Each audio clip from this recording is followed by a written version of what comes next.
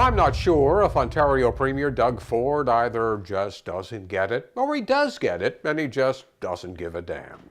His decision to abolish the office of the French Language Commissioner and not to proceed with a new French language university shows a fundamental lack of understanding about Canada.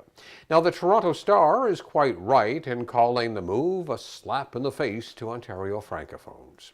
And La Presse columnist Patrick Lagacé showed his indignation by writing his column in English so Ford could understand it. Now, Lagacé is particularly incensed by the relative lack of coverage or outrage by English Canadian media. He has a point when he says that when the Quebec government overreaches in language issues, there is a hue and cry across the land. He says the fuss over Pastagate is a prime example. Now, as a minority community, we know sometimes we have to fight tooth and nail for basic rights and services that the majority takes for granted. In Ontario, the situation for the 600,000 francophones can be even more precarious. The situation is even more troubling because the minister responsible for all of this is Caroline Mulroney. Yes, the daughter of, raised in Montreal, perfectly bilingual. She should know better. But she says with a straight face that nothing will change. What we did in this case is we did that without having any impact on how we protect French language rights in this province. That, my friends, is a bold-faced lie. Things will change, and she should be embarrassed, all things considered. The message that this sends across the country is that minority rights are really not that important. Doug Ford is doing his best to undermine a Canadian pact, and he's doing a disservice to Canadian unity over what really amounts to a financial drop in the bucket. As English-speaking Quebecers, we have the right to be concerned and angry. Our Premier, François Legault, says Quebec must set an example for the respect of minority rights. Well, let's see about that. We must always stand on guard against those who want to tear away at minority rights.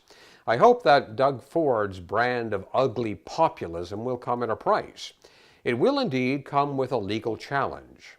As English-speaking Quebecers know all too well, we always have the courts, for better and for worse.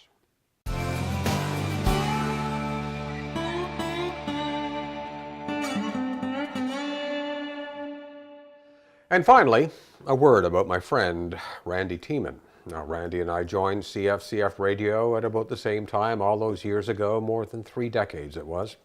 We both went to school in London, Ontario, and we both left CTV Montreal just months apart. So many wonderful things have been said about Randy. Yes, they are all true. He was genuine, the real deal, who never betrayed his small-town upbringing and the values it brought to him. We were so fortunate to have someone like Randy in the crazy and sometimes harsh world of news. He taught us many things, such as how to meet life's challenges with verve and optimism, but foremost, he taught us how to be kind and that everyone is important and everyone is facing their own challenges. And he always did it with a smile and an unmistakable laugh.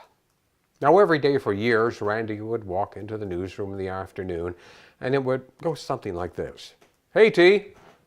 "Hey, Bear." "How about them Tigers?" Indeed, my friend, how about them Tigers? Rest well, Randy. You did make a difference. I'm Barry Wilson. You can follow us on Facebook and Twitter, and please subscribe to our YouTube channel. And don't forget to check out our weekly poll on Facebook. We want to know what you think.